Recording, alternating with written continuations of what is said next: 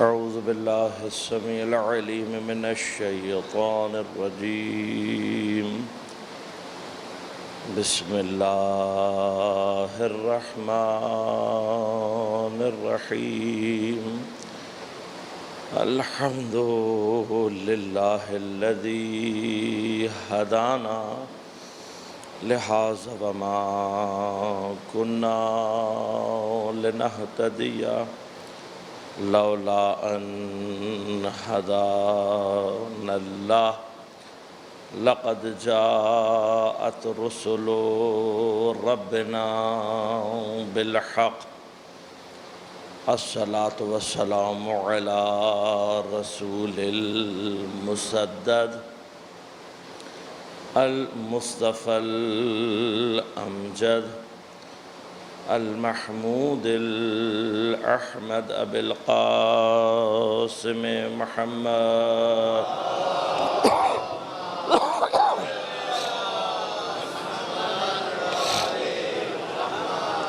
والصلاة والسلام على أسد الله الغالب غالب على كل غالب علي بن أبي طالب.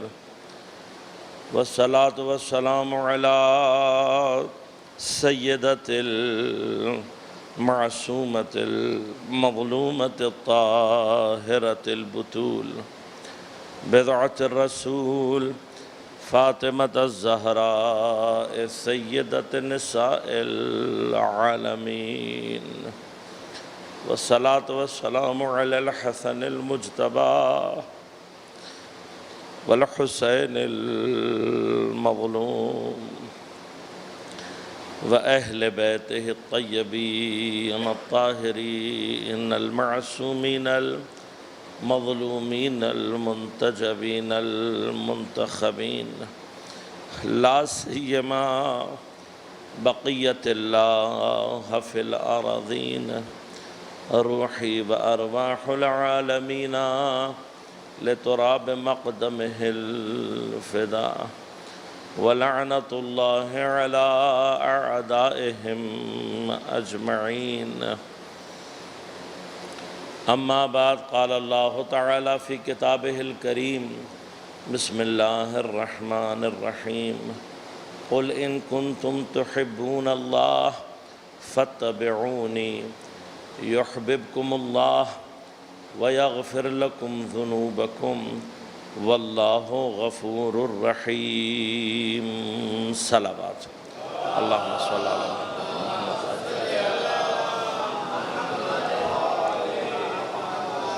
مومنین کرام، سامعین محترم، عزاداران امام مظلوم،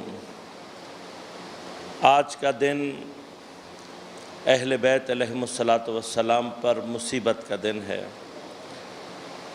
آج کا دن محبین اہل بیت علیہم السلام پر مصیبت کا دن ہے۔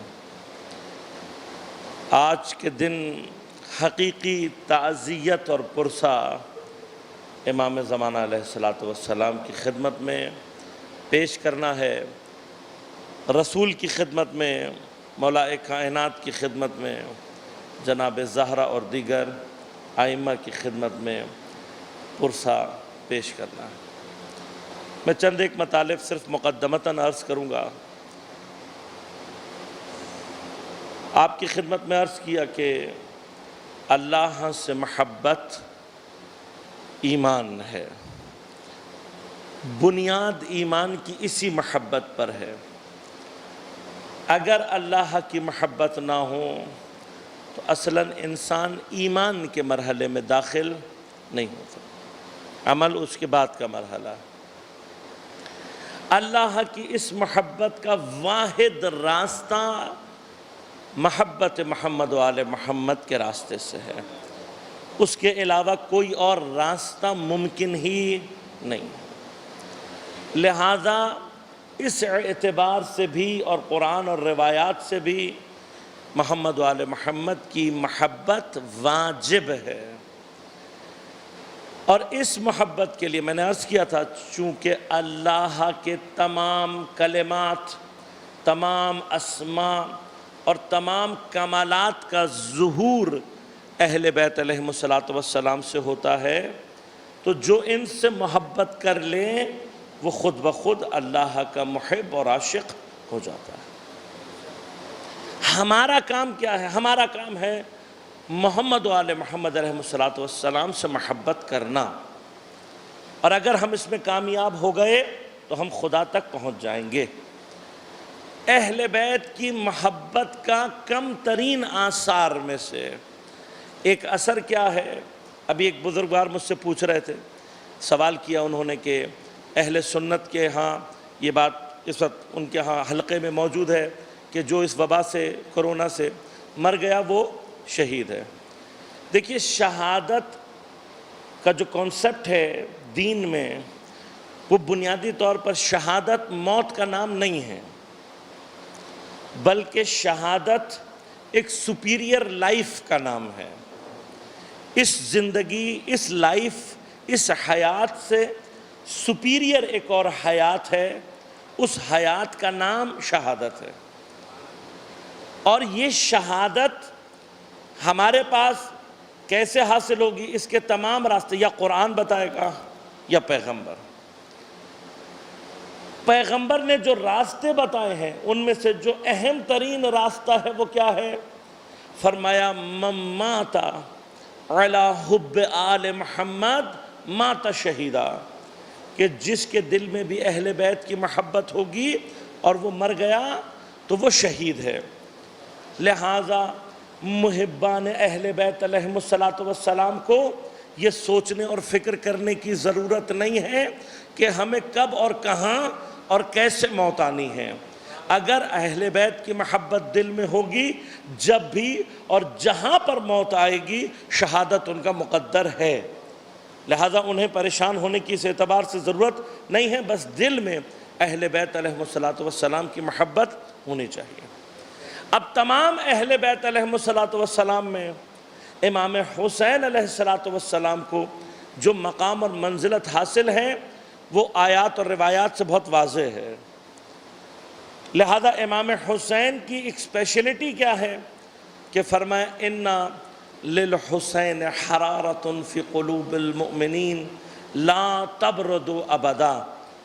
حسین علیہ السلام کے لیے مومنین کے دل میں ایک عجیب سی حرارت ہے، ایک عجیب سی گرمی ہے کہ لا تبرد ابدا، یہ گرمی کبھی بھی خاموش ہونے والی نہیں ہے، ٹھنڈی ہونے والی نہیں ہے۔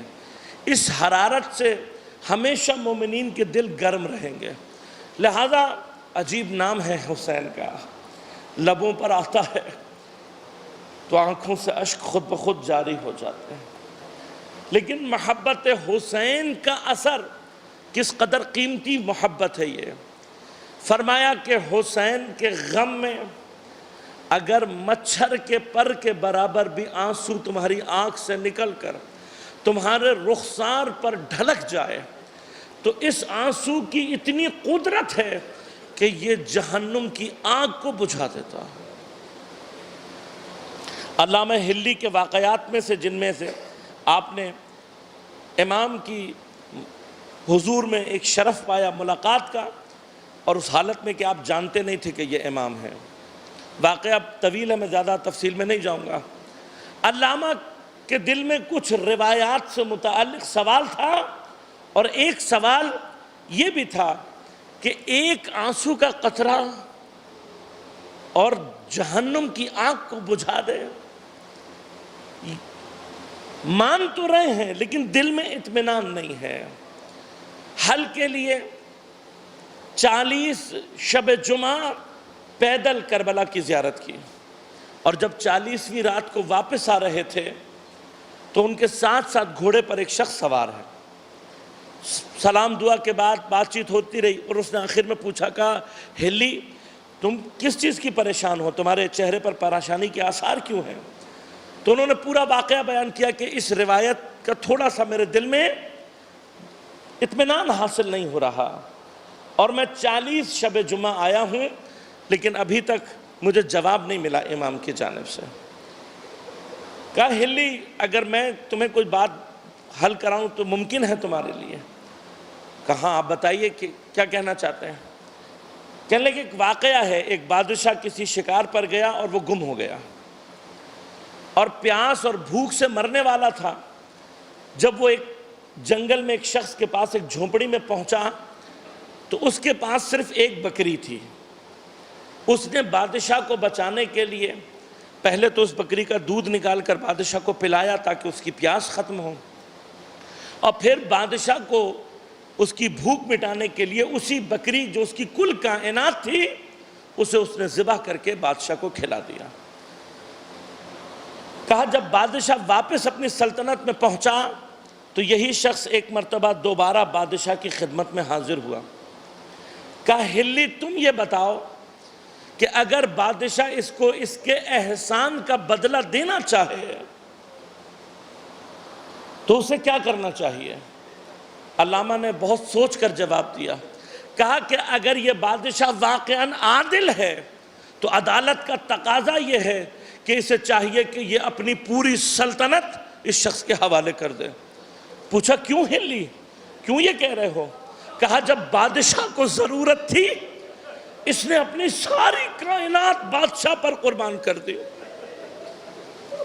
اس کے پاس جو کچھ تھا اس نے بادشاہ پر قربان کر کے اسے بچا لیا۔ آج اگر بادشاہ اسے کوئی بدلہ دینا چاہتا ہے تو بدلہ صرف یہ ہوگا کہ جو کچھ بادشاہ کے پاس ہے وہ اسے لٹا دے۔ کہا ہلی اب سوچ کے بتاؤ کیا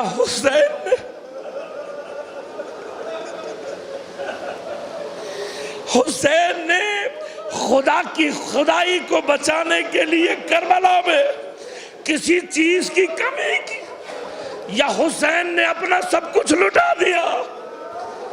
علامہ کہتے میں تڑپ کر رہ گیا۔ اس اسنا میں اس کا تازیانہ گھوڑا چلانے والا زمین پر گرا، میں نے اس کو اٹھاتے ہوئے دیکھا دیا اور کہا کاش یہ جواب مجھے امام دیتے۔ کہا ہلی عجب نہیں ہے کہ جسے تو یہ تازیانہ دے رہا ہے وہ زمانے کا امام عزادار حسین نے دین کی حفاظت کے لیے اپنا سب کچھ لٹا دیا۔ یہ وقت کربلا میں وہ ہے کہ جب حسین کے سارے انصار شہید ہو چکے ہیں، حتیٰ ایک ایک کر کے حسین اپنے بچوں کے لاشیں بھی اٹھا کر لاتا رہا ہے۔ خدا جانے حسین کی پیاس زیادہ ہے یا حسین کے دل پر لگے ہوئے زخموں کی تعداد زیادہ، لیکن ایک وقت وہ بھی آیا علی اکبر کا لاشا اٹھا کر لایا، کہا علی الدنیا بعدک العفا علی اکبر، علی اکبر تیرے بعد حسین کی دنیا اندھیر ہو گئے۔ لیکن جب تک عباس زندہ تھے حسین کی کمر سیدھی تھی۔ بس عزادار جس وقت عباس کربلا میں فرات کے کنارے شہید ہوئے، ایک مرتبہ کمر تھام کے کہا الآن ان کا سارا ظاہری۔ عزادارو جب تک عباس موجود تھا کسی کی آس نہیں ٹوٹی تھی، لیکن عباس کی شہادت کے بعد حسین بھی بے آس ہو گئے، زینب بھی بے آس ہو گئے۔ لیکن جانتے ہو عزیزو کس نے حسین کو سب سے زیادہ شکستہ کیا؟ وہ حسین کے 6 مہینے کا بچہ۔ راوی کہتے ہیں کہ جب حسین پشت خیمہ اپنے علی اصغر کو دفنا چکے اور آخری رخصت کے لیے خیمے میں تشریف لائے تو خدا جانے علی اصغر کی شہادت نے حسین کو کتنا توڑ دیا تھا کہ بیویاں ایک بار حسین کو پہچان نہ سکی۔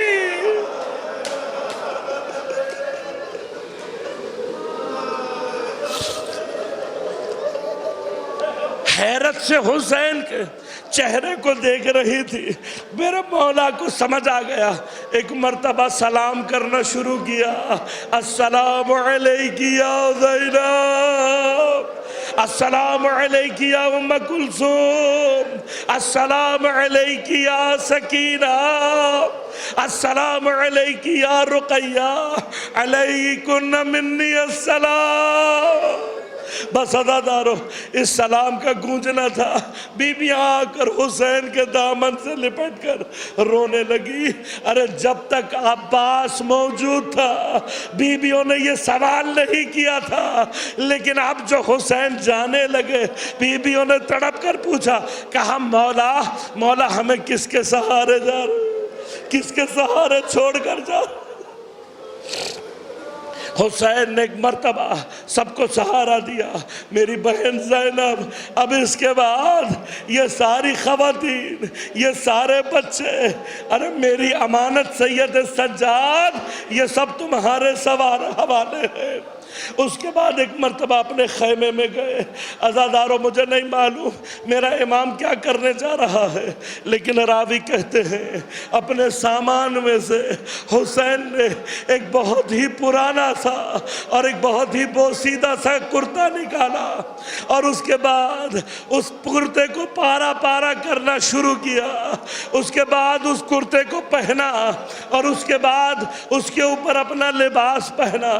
جب اس کرتے کو پارا پارا کر کے پہن رہے تھے تو جناب زینب کی نگاہ پڑ گئی۔ ایک مرتبہ آ کر پوچھا، بھیا یہ بوسیدہ لباس کس لیے پہن رہے ہو؟ کہا زینب تجھے معلوم نہیں، ارے یہ اشقیاء میری شہادت کے بعد ارے میرے بدن پر لباس رہنے نہیں دیں گے، یہ پھٹا ہوا پہن رہا ہوں، شاید اسے بے ارزش سمجھ کر کوئی چھوڑ دے۔ بس عزادارو، حسین کی آخری رخصت کا وقت ہے، حسین کی وداع کا وقت ہے۔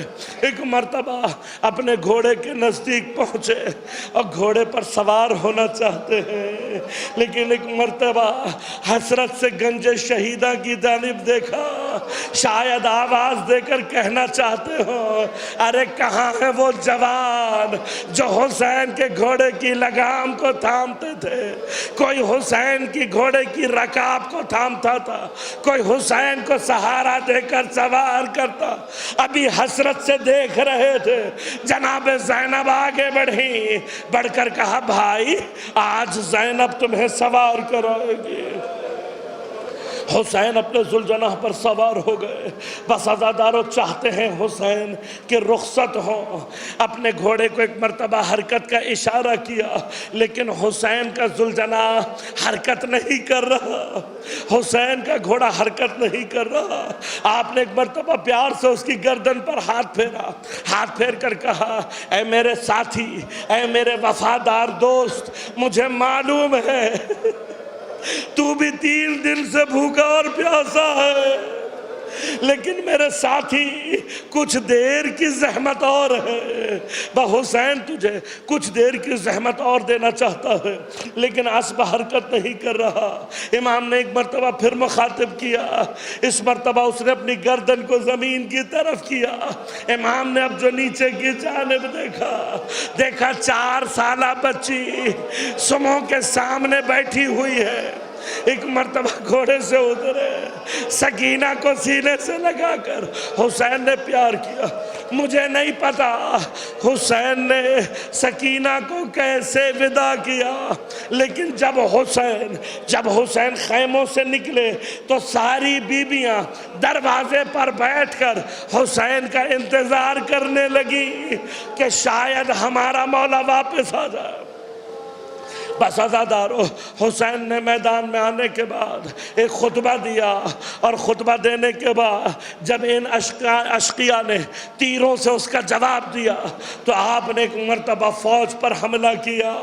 فوج پر حملہ کرتے جاتے تھے، ساتھ ساتھ کہتے جاتے تھے، آؤ اے اشقیاء، اس کی جنگ دیکھو جس کا اکبر شہید ہو گیا۔ اس کی جنگ دیکھو جس کا عباس شہید ہو گیا، اس کی جنگ دیکھو جس کی کمر تم نے توڑ دی۔ اشقیاء کہتے ہیں حسین کے چہرے پر عجیب سا اطمینان ہے اور ایسا حملہ کر رہے ہیں کہ جہاں جاتے ہیں سارا کا سارا لشکر بھاگنے لگتا ہے۔ لیکن عصر کا وقت ہوا، ایک مرتبہ ندائے غیبی کی آواز آئی، یا ایتھا النفس المطمئنہ ارجعی الی ربک راضیۃ مرضیہ۔ حسین نے اپنی تلوار کو نیام میں رکھا، بھاگی ہوئی فوج پلٹ کر حسین کی طرف آئے۔ باب مقاتل نے عجیب جملے لکھے، جس کے ہاتھ میں جو تھا حسین کو مارنا شروع کیا۔ کسی نے تیر مارا، کسی نے تبر ماری، کسی نے نیزہ، کسی نے تلوار۔ جس ملعون کے ہاتھ میں کچھ نہ تھا اس نے حسین کو پتھر مارے، سر سے لے کر پیر تک میرا مولا زخمی ہو گیا۔ ایک مرتبہ اپنے گھوڑے کو گودال میں لے کر آئے اور آ کر اپنے ساتھی سے کہا، اے میرے باوفا، اے میرے اسب باوفا، میرے ساتھی، مجھے میری وعدہ گاہ میں لے جا۔ بس عزادارو، جہاں مقتل گاہ ہے، ایک مرتبہ گھوڑا وہاں پہنچا، اس نے محسوس کیا کہ حسین بہت زخمی ہے، پورا بدن تیروں سے ڈھکا ہوا ہے۔ اس گھوڑے نے سوچا کہ شاید حسین آرام سے زین سے نہ اتر سکے۔ ایک مرتبہ عجب کام کیا، اپنے آپ کو اس نے کربلا کی ریت پر پہلو کے بل لٹا دیا کہ میرا مولا آسانی سے زین سے زمین پر اتر آئے۔ بس عزادارو، حسین زین سے جدا تو ہو گئے لیکن مقتل کے الفاظ ہیں، حسین زمین پر نہیں آئے بلکہ آپ کا بدن تیروں کے اوپر معلق تھا۔ لیکن عزادارو، حسین کا وفادار ساتھی ہے۔ ایک مرتبہ یہ گھوڑا کھڑا ہوا، حسین کے طواف کرنے لگا لیکن بے زبان جانور ہے، جانتا نہیں ہے کیا کرے۔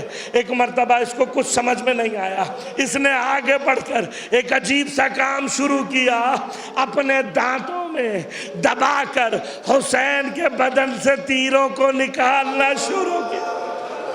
دانتوں میں دباتا جاتا ہے، تیر کو حسین کے بدن سے نکالتا جاتا۔ اتنے میں کچھ اشقیاء آگے بڑھے، ابھی حسین دو زانو ہو کر بیٹھے تھے، کسی ملعون نے پتھر مارا، حسین کی پیشانی پر آ کر رکھا۔ ارے میرے مولا کی پیشانی سے خون ابل ابل کر بہنا شروع ہو گیا۔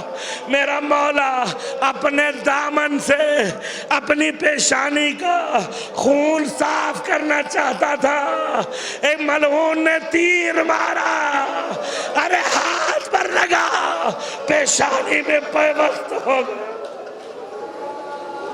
ابھی حسین نے وہ تیر نکالا تھا، ہرملا ملعون نے آگے بڑھ کر ایک اور تیر سے شہبہ حسین کی طرف پھینکا، گلے کے مقام پر آ کر لگا۔ یہ وہ تیر تھا کہ جس نے حسین کو زمین پر گرا دیا۔ بس عزادارو، کچھ ملعون آگے بڑھے، کسی نے آواز لگا کر کہا، ارے یہ گھوڑا بڑا قیمتی ہے، اس گھوڑے کو پکڑ لو۔ کچھ ملعون آگے بڑھے، اس گھوڑے نے ان کو واصل جہنم کیا۔ تو شمر نے آواز لگائی، کہا اس گھوڑے کو بھی مار دو۔ جب لوگوں نے ذوالجناح کو مارنے کی کوشش کی، عزادارو یہ دوبارہ دوڑ کر حسین کے پاس پہنچا۔ بے زبان جانور ہے، سمجھ میں کچھ نہیں آ رہا، بس اس نے ایک عجیب کام کیا۔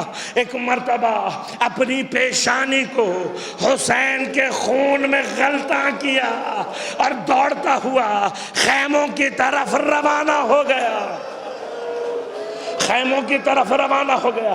بس عزادارو، وہ بیویاں جو خیمے کے دروازے پر بیٹھی تھی حسین کی منتظر تھے، جیسے ہی گھوڑے کی ٹاپوں کی آواز آئی، بیویاں ایک مرتبہ یہ سمجھ کر کے حسین آ گئے، ایک مرتبہ جب باہر نکلی تو دیکھا ذوالجناح خالی چلا رہا۔ بیویوں نے ذوالجناح کو گھیر لیا اور گھیرنے کے بعد ماتم کرنا شروع کیا، لیکن جناب زینب آگے بڑھی اور جو ذوالجناح کی پیشانی پر بھائی کے خون کی خوشبو کو سونگھا، ایک مرتبہ بی بی سمجھ گئی اور چلی ہے ایک مرتبہ تلہ زینبیہ کی جانب۔ ادھر حسین کی 4 سالہ بچی آگے بڑھی، ذوالجناح کی لگام کو تھاما اور تھام کر کہنے لگی، اے میرے بابا کے گھوڑے، اے میرے بابا کے گھوڑے، بس مجھے اتنا بتا دے، ارے ظالموں نے میرے بابا کو قتل کرنے سے پہلے پانی پلایا یا پیاسا ہی میرے بابا کو قتل کر دیا؟